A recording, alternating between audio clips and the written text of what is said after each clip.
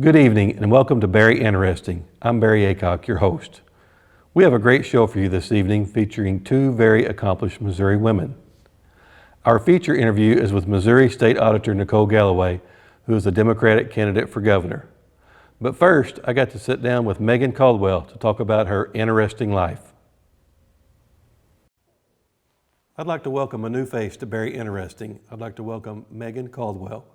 Meagan, welcome to the show. Thanks for having me on here. I don't really know what we're going to talk about because there's so many things to talk about, right? There is a lot. I have a lot of things that keep me very busy. So Meagan's going to start a new segment in season 3. We don't know the name of that show yet. It's either going to be called Meagan's Adventures or Meagan's Hobbies. We would like the audience to name Meagan's show. And you don't have to say Meagan. You can also say Meg. So Meg's Adventures, Meg's Hobbies. We're looking for a name of the show. She has so many and it encompasses so many different things inside and out. We're going to talk about a few of those things. Before we do that, Meagan, tell us a little bit about yourself. Where are you from? Where do you call home? Well, I am originally from 𝐍𝐢𝐜𝐾𝐃. I've lived there my entire life. Right now, I'm currently in the process of moving over to Piggott, Arkansas, but right now, still in 𝐍𝐢𝐜𝐾𝐃. Why would you want to leave this great state? It's not that far, only 8 miles on the other side. So you're not going very far. Right. So Meagan, how many hobbies or adventures do you have or do you go on in a year's time? A lot. Too many to count, honestly. It's a wide range of different things also. I don't even know how to even keep count of everything. Every weekend I have a different thing that I'm doing or something else that's keeping me busy. I know last weekend you were at a craft show at Reelfoot Lake. A few months ago you went on a kayak adventure over 3 or 4 states, deer hunting, turkey hunting. Yeah. So one of my favorite adventures that you went on myself is, I would never do it because I'm too chicken, is you went noodling in Illinois. Tell us a little bit about noodling. So it was, my dad actually was the one that was going and he invited me to go along with him to see if I want to do it. I'm not a good swimmer, so I was a little nervous about it at first. I went ahead and I got to go in the spot of the lake where it was only about just above my knees, so it wasn't as bad. Although there is still a hole you have to dive in. I kind of had a little bit of problems when I was doing it just because I have such short little arms that I couldn't hardly reach up in there, but I eventually got it. We ended up, I think I had about a 25-pound catfish when we got done with it. So you reached in a hole that you didn't know what anything was in and pulled a catfish right. out with your arm? We arm? knew something was in there, just didn't know what it was exactly, and luckily it was just a catfish. You're a brave soul. That catfish was taller than you, I'm sure. Yeah, when I was holding it up, it was almost the same size of my body, so. So do you enjoy noodling? I do. I don't know if I would do it every day like some people do. I had some pretty big bruises from doing it, but it's fun to do every now and then. I would maybe do it 1 or 2 more times. Seems like you could stick your hand in that hole and get a snake. Is that possible? It is. Was there any snakes out there? Yeah, when we were cruising around out there on the lake, there were several snakes swimming around, but luckily snakes don't bother me too bad. I just don't like the surprise factor. Doesn't sound fun to me. It wasn't bad. Meg, you do a lot of different hunting. What types of hunting do you do? Well, big deer hunter. Turkey hunting's probably one of my favorites. We also just do like frogging. We go squirrel hunting. We go fishing. Just pretty much anything you can think of. I've never killed a wild hog or anything, but I would like to. That's one on my bucket list. They're coming this way. They're coming this way. I'm worried they're going to end up here. So what other outside adventures? You just went, like I said, on a 3 or 4 state kayak. You went kayaking in many different states. Right. I enjoy kayaking quite a bit. We like to go over to Bull Shoals Lake and go to White River. That's one of my favorite places to go. On this vacation that we took this summer, the best place that we ended up at was Rainbow River in Florida, and it's kind of known for having crystal clear waters, and during the winter months there's manatees that swim up in there and you can just see all the way to the bottom. It was gorgeous. So you also, besides the outdoors, you're an outdoors person, outdoor woman, I guess, not an outdoorsman. Right. So you also do many different crafts. You also do your own flooring. You do your own construction work. Yeah. Are you also a mechanic? Do you work on vehicles too? I haven't. We did remodel our house. We did a lot of it ourselves. This house that we're building right now, we're going to be doing a whole bunch of the interior ourselves. So hopefully we'll be able to show some of that. Also crafts, I do a lot. It just depends. Sometimes my interests change. I like to paint. I do have a vinyl cutter, so I like to do different things with that as well. One of them is this cotton bell here that we like, just a little mini cotton bell that we've come up with. And I also like gardening, and I like to grow plants. So. Well, the cotton bells you just started making recently, how many of those have you actually made? I know you've had some long days with that. I'm not sure our total right now. Last time I counted it was over 80, but I'm not sure where we're at. So you've been taking these to craft shows, or you're building your online presence soon, I think. You said you're going to have a website? Yeah. Hopefully we'll have a website available for these different types of fabric, and they also go along with, different seasons. We'll have some Christmas ones coming up soon. That way people can order them, have a little bit of Southeast Missouri cotton in their house. So a company could also get their company name put on many, many different bells, correct? Right. We can do custom orders if somebody wanted it. Not sure where they'd want it. We just have to do it based off of their opinion, what they think would look best. But Megan, another thing that's near and dear to your heart is succulents. You love growing succulents. Is it because they're easier, they're hard, or what? They're a little bit easier than a normal houseplant. They can be ignored for a while, and that's why most people like to have them in their house. They don't require as much water. They're all just drought-resistant type of plants, and they can be grown pretty easily. Each one of these little leaves on this plant right here can produce another one. So that's pretty much what I've done right there. So you can have several based off of just one plant if you wanted to. But like I said, most people like them because you can put them in a window and they only have to be watered once every few weeks. So it's easy maintenance.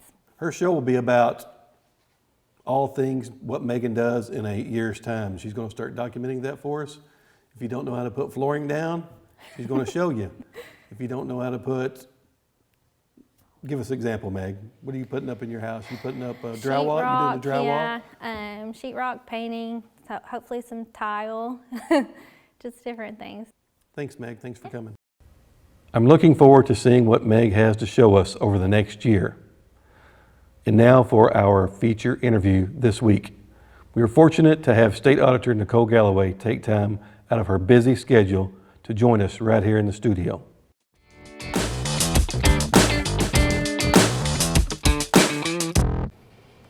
And welcome to Very Interesting. I'm your host, Barry Aycorp. Today's guest is Nicole Galloway. Thank you for saying that. Nicole Galloway, she's our state auditor, and she's the Democratic candidate for governor. We're going to get into some issues, and we're going to get to know Nicole a little bit better. I've known you for about 6 years now.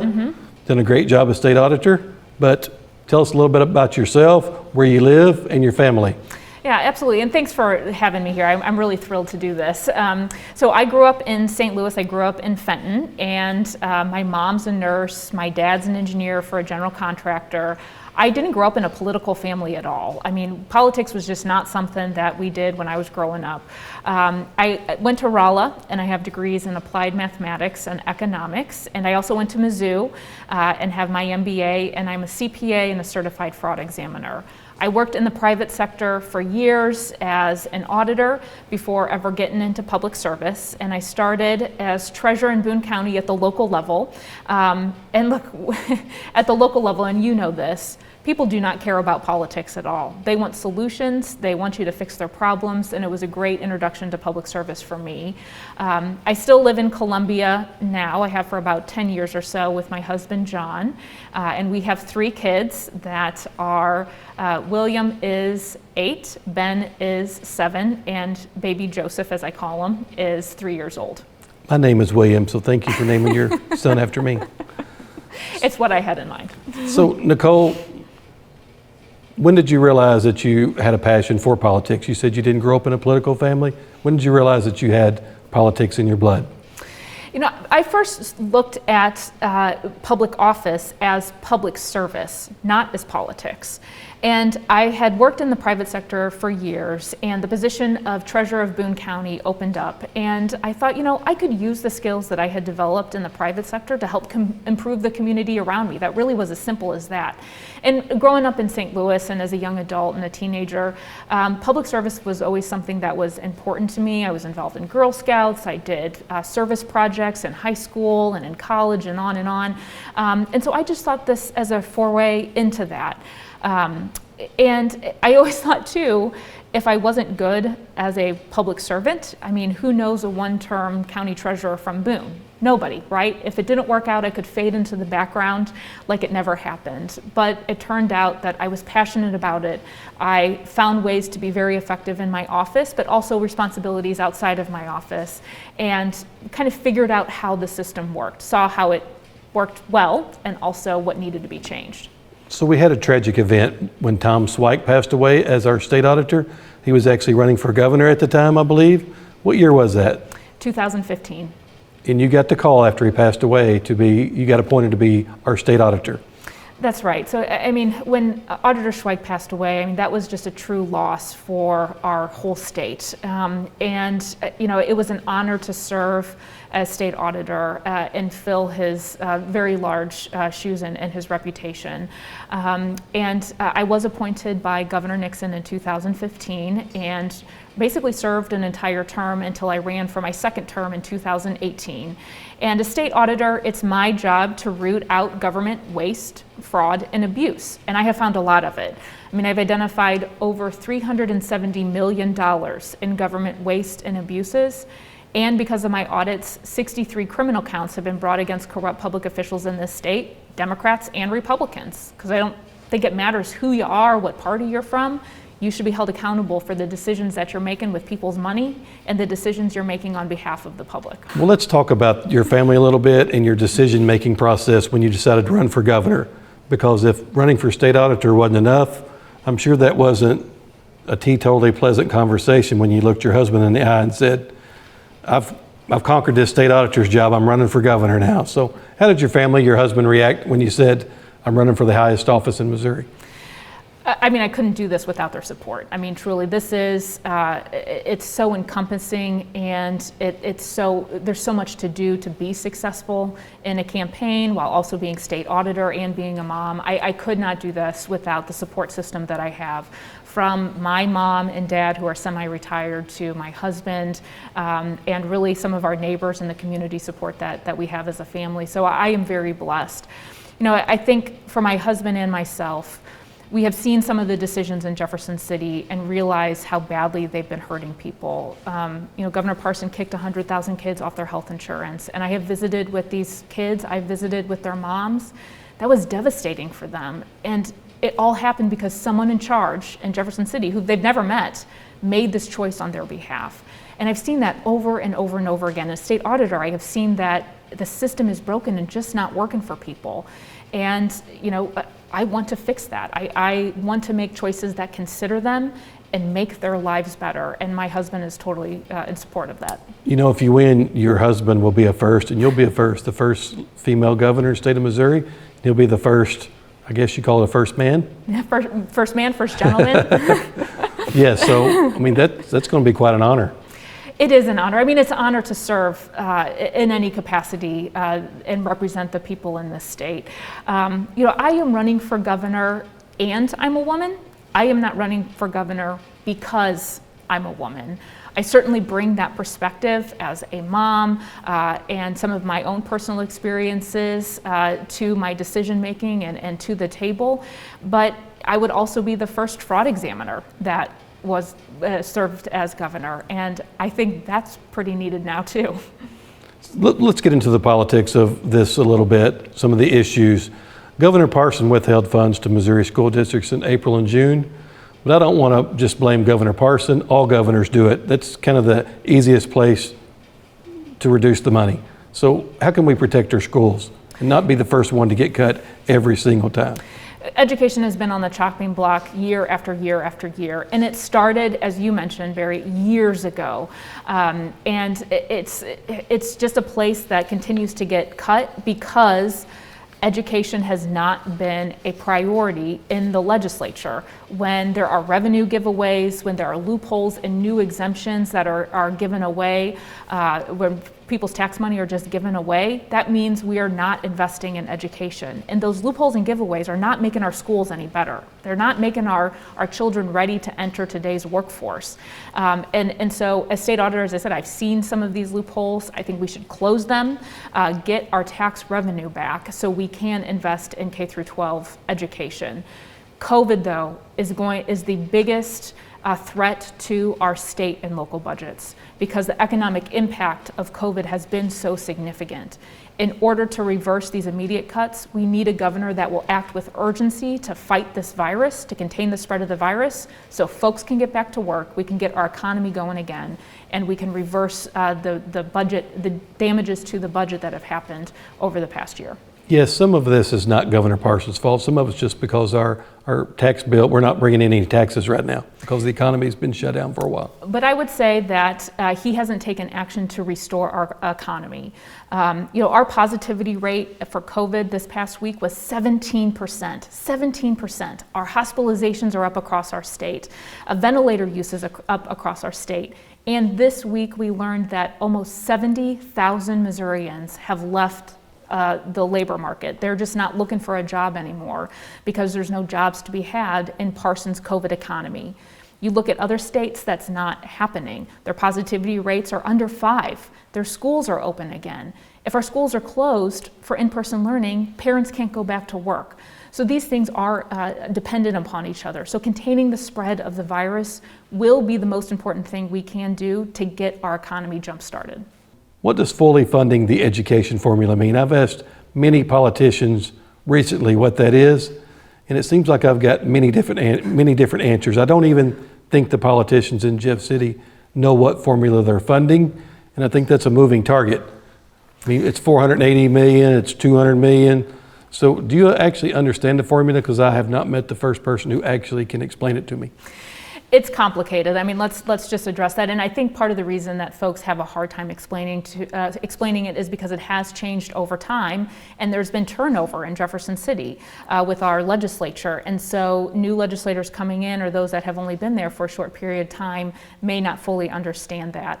And so just to be very simple about it, the foundation formula is supposed to be the formula to fully funding education for our kids. So no matter where they live in the state, no matter their zip code, they're provided funding by the state that will provide an adequate and equitable education. And it has been a really long time, years, maybe decades, since the foundation formula was fully funded. There was always a gap. There's always been a gap. So when the foundation formula was first put in place, the bar for equitable educational opportunities was high. It was up here because it does take resources to recruit good teachers, right? And to provide the resources that kids need. The legislature could never meet that high bar. So all they did was adjust the formula to lower the bar to the exact amount they could actually afford. Then they started sending out press releases and tweets saying, we fully funded the education formula. But it does nothing to address the gap, the true need to fully educate kids in our state.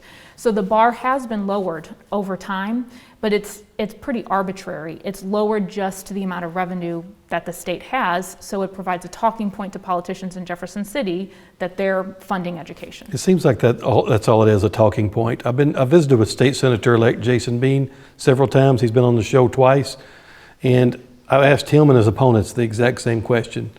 All politicians claim that we need education, but education for what?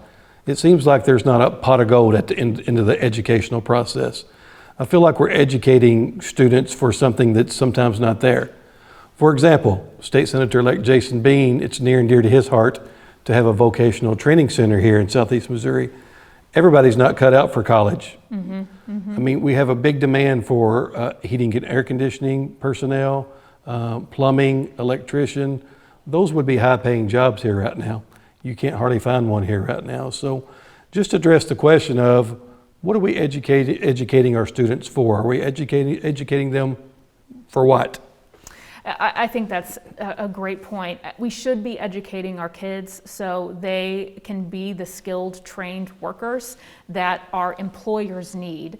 Not only will they then be able to find jobs and be able to support themselves and have opportunity for themselves and for their families, but our employers will have the skilled and trained workers that they need to succeed so they can grow their business. And I love the conversation about vocational training and trade schools, because college is not for everybody, nor should it be. You know, I believe that folks should have an opportunity, and that opportunity can look different for every single kid in this state. That's okay. We don't want a template, right? Certain kids are good at some things. They're going to go to a four-year school or maybe grad school. Some kids are going to go to get a skill or a trade and be very, very successful in doing that. And so we need to incentivize and encourage all of it. To me, that's what education really does mean. And I want to take up for Missouri school teachers right now, because they're going through a lot right now. My kids are learning virtually, so that means that teacher has to teach that class to the students in the class. They're also having to put something online for my kids and other kids that are virtual. But I'm sick and tired of our teachers being 48th in pay. So Governor Nixon, Governor Blunt, you name it, we always talk about it. Governor Parson, we always talk about it. We never do anything about it. And I'm sick and tired of our teachers being mistreated. Our teachers make $2 an hour by the time they go to a basketball game, work the concession stand. So I want to take up for the local teachers, and teachers are a big voting bloc here in Southeast Missouri. So I want you to talk directly to the teachers out here. What can a governor do to get their pay up where they're not making $2 to $4 an hour? Because it's ridiculous. It is ridiculous. It is ridiculous. And look, this increase starting pay, teacher starting pay has not increased in 15 years.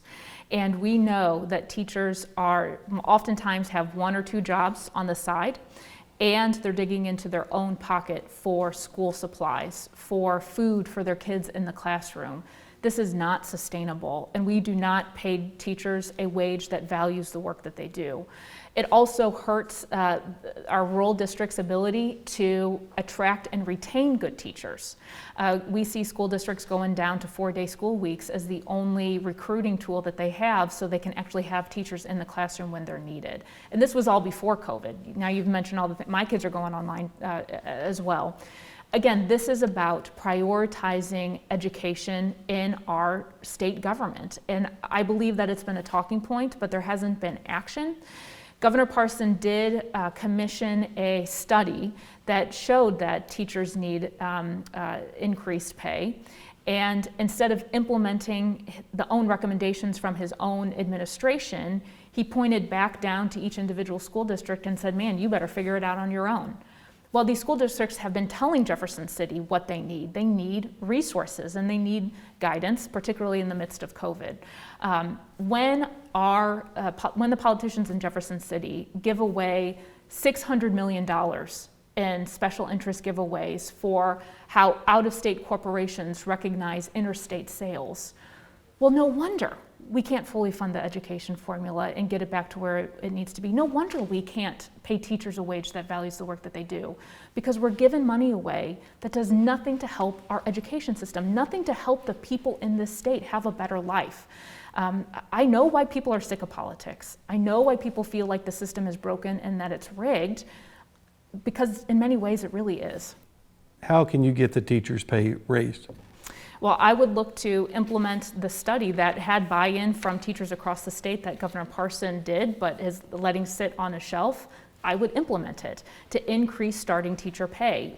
The bill is not that high, and that means saying no to no-bid contracts. It would mean saying no to loopholes. It would be vetoing bills that have these significant giveaways and closing the loopholes that currently do exist. Budgets are about priorities, just plain and simple. You know, government has a limited amount of resources, as it should. So within those limited resources, Right now, our government is not prioritizing the things that really matter to people, like education, like starting pay for teachers and others.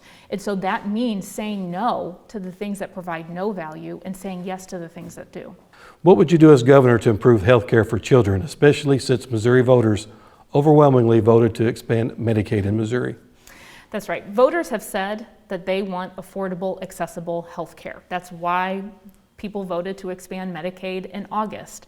And what Medicaid expansion does is provide health insurance for working Missourians. These are folks that have 1 job, 2 jobs. They just don't get health insurance through their private employer. And so this is a huge win for working people because they will finally have health insurance. But having health insurance does not necessarily mean you have access to health care. We have seen our rural hospitals close in this area. We have seen clinics close in this area.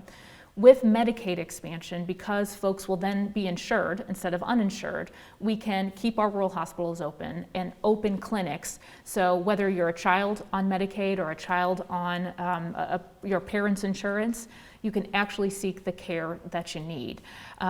Additionally, Medicaid expansion will bring $2 billion per year into our state. $2 billion per year. This is the biggest economic development opportunity the state has ever seen. It is estimated that it's going to create 16,000 jobs per year for the first 5 years. And the majority of those jobs are estimated to be outside of St. Louis and Kansas City, in this part of the state, in rural parts of the state. Because think, if we're opening up a clinic or opening up a healthcare facility, that means you're going to have folks in the healthcare industry that are going to get jobs. But you're also going to have janitors. You're also going to have folks that do laundry. You're going to have a coffee shop that opens up right next door so patients can stop in or healthcare workers can stop in. You know, the economic development opportunity is significant, but only if it's implemented in the right way. Governor Parson opposes Medicaid expansion, and this is just the shot in the arm that our state needs in the midst of this pandemic. If you look at the other states that have expanded Medicaid, including Republican ones, I mean, Mike Pence, our vice president, expanded Medicaid. John Kasich, I believe, in Ohio. Yes. Yeah, exactly. And so this is not a partisan issue once Medicaid expansion happens, because these states have seen significant benefits. They've seen economic opportunity. They have people that are insured. It has been positive to their state budget. You know, there's this false talking point by Republicans that you have to increase taxes or gut other accounts like education if we have Medicaid expansion. That doesn't happen in other states. And here in Missouri, we have nonpartisan studies that have looked at Missouri-specific data and has shown that it's either budget neutral, but in the long run, it saves our state billions of dollars. But if you take it down to the individual level, if you take it down to that mom that's working, 2 jobs, she doesn't have health care, she has an accident, she has COVID, she gets sick, that's one medical emergency away from total financial ruin. Total financial ruin. What does that mean for her kids, and for her family? One of the biggest determinants of economic upward mobility is access to health care because of the financial consequences. We cannot afford not to expand Medicaid in this state.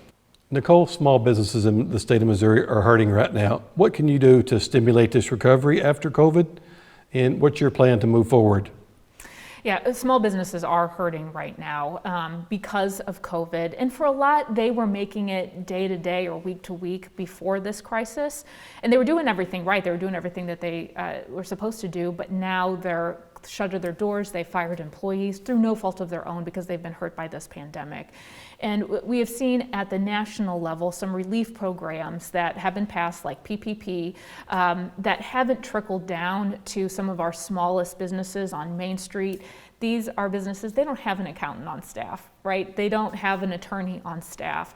Their wife or their spouse are doing QuickBooks in the evenings after they've worked all day. And so we need better relief for these folks. Right now, in the state of Missouri, there's about $1 billion in CARES Act money that is just sitting at the state level, not being utilized to fight this virus, to contain the spread of the virus so we can get these businesses open again, but also not providing direct relief to these businesses. It makes no sense to me. why we would sit on $1 billion of recovery aid and not deploy it in a way that helps our small businesses get through this. Because every one of those small businesses employs someone in the community. That business stabilizes the community. So where's that $1 billion sitting, and how's it disseminated, or how's it supposed to be disseminated? Where's the money at? Yeah, so the way that it works is, or the way that it has worked is, that back in March this spring, in a very overwhelmingly bipartisan way, which is sometimes unique to see in DC these days, they passed the CARES Act, and that's a relief package that was sent to the states. Missouri received $2 billion worth. Governor Parson sent some to the counties, but then has basically sat on the majority of the rest with no plans to deploy these resources to schools, to our colleges and universities, to our small businesses, to first responders. I have these conversations all the time with folks that are on the front lines of fighting this virus and are not receiving the resources needed to do so, even though all that money is just sitting there with no plan to use it. The troubling thing is that this money is supposed to be given back at the end of the year. Yeah, So- I think that scared the county commissioners to not spend it. It's really hurt some of the schools. The schools are wondering when they're going to get this, Right. and they're all mad at the county commissioners. And the county commissioners act like it's their money, and they're scared to spend it. But I think the administration's got the commissioners scared to spend the money. Well, they're not receiving a lot of guidance on how to use this money. And so it's just stuck. It's stuck at the local level, it's stuck at the state level. And I don't believe in just writing a check to something and then walking away from it. They need help. They need help. These are, the folks at the local level, they're not public health experts. They're not epidemiologists. That expertise is somewhere else in government. And so as governor, I would be much more engaged on the local needs in the community to provide the resources necessary to fight this virus. If we don't spend that money by the end of the year, it's supposed to go back to the federal government. I hope that the federal government will come together in a bipartisan way to allow us to lapse that money into next year, because this crisis is not over. People are feeling it. Some folks are at the edge of desperation. We need to help these folks so they do not fall through the cracks down to a place they'll never get out of. We need to help our small businesses so they don't fall through the cracks and never recover from this. You started off way behind. You've kind of caught up. Most of the pundits think you're closing right now. The governor's still ahead. He's got the power of the incumbency. Where do you really feel like the state of play is as of today? We have the momentum in this race. This race is very close. We did start from behind. I always knew that would be the case, but we have completely closed the gap, and we showed this race in the margin of error. I think it's also noteworthy that Governor Parson's approval rating has dropped about 22 points over the last several months because of his failed handling of COVID, his failed leadership. This crisis has been the biggest test of leadership a governor could possibly imagine, and it's clear on all points that he has failed and that folks want to change. The other thing that I'd mention is that Biden and Trump are much closer this time than what they were in 2016. That race is likely to be within single digits. And so that means for folks like me on the ballot, there's a wider path to success. So we'll continue to charge ahead over the next 2 weeks before this election and bring my message of independence and putting Jefferson City back on the side of working people. I will bring that message all across the state. We talked about the Medicaid expansion map of just in August. I mean, I feel like Medicaid expansion would win by a wider margin in November in the upcoming election. So is that kind of your strategy? Without giving your strategy away, is that your strategy? Well, we know that there are independent-minded voters out there, folks that swing back and forth on the ballot depending on the candidate and depending on the issues that they are currently facing in their lives. And when you look at Medicaid expansion, it won by, as you said, about 6 points. That's the same margin that I won in 2018, and it won in very many of the same places that I won in 2018. Not just in our urban areas. It won in outstate Missouri as I did. And so there is a path. There are folks that are tired of the status quo. They're ready for someone to fight for them. They're ready for someone to stand up for them. And folks say Medicaid expansion only passed because of St. Louis and Kansas City. That's not true. If hundreds of thousands of voters in out-state didn't vote for Medicaid expansion or didn't vote for me in 2018, neither would have been successful. Those voters are out there, and you better believe that we are communicating directly with them because their vote matters. Every vote in this election matters. Part of this show is trying to promote civility in politics. There's a lot of anger out there. So tell me something good about Mike Parson. Oh, again, I don't think that Mike Parson is a bad person or anything like that. I certainly don't believe that. I think that he's not the right person to lead our state forward. He clearly is dedicated to his family, and as am I, and so I can really relate to that, being caring for his spouse and for his children. I feel that, obviously I feel that same way, and so there are certainly things that can bring us together. Well, Nicole, thank you for being very interesting. It was an honor to have you here today. I want to wish you the best in the campaign. And Nicole Galloway, she's our state auditor. She's interviewing for the job as governor. She's a Democratic candidate for governor for the state of Missouri. And Nicole, I'm going to give you the last word to the voters.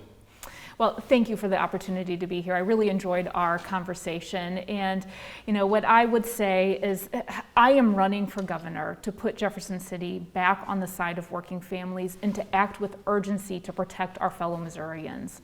The most important thing the next governor will have to do is contain this virus and rebuild Missouri's economy. The question is, will we rebuild in a way that helps working people get back on their feet? Or will we continue to ignore science, distract, and rebuild only for well-connected special interests? Governor Parson has been in Jefferson City for almost 2 decades. If he had a plan for our most pressing problems, we would have seen it already. He's failed the test of leadership, and I believe that it's time for a change. Nicole, thank you for coming to the show. It's an honor having you here today. We've offered Governor Parson equal time. He had a scheduling conflict and he won't be able to make it, but we look forward to the upcoming election. And Nicole, we wish you the best. Thank you. Well, that's it for another episode of Very Interesting. We will be taking a week off next week to watch the election and then be back with you on November 12th with another episode featuring State Representative and Republican candidate for State Senate, Holly Rader. We'll see you next time, and don't forget to vote.